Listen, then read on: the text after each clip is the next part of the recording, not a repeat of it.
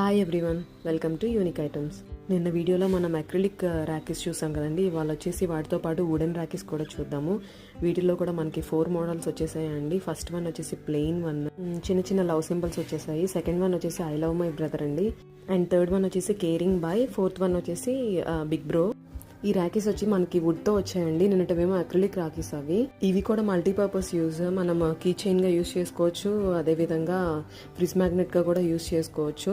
వీటి కాస్ట్ కూడా వచ్చేసి మనకి 100 రూపీస్ పడుతుందండి. జస్ట్ 100 రూపీసే. చాలా రీజనబుల్గా వచ్చాయి మనకి.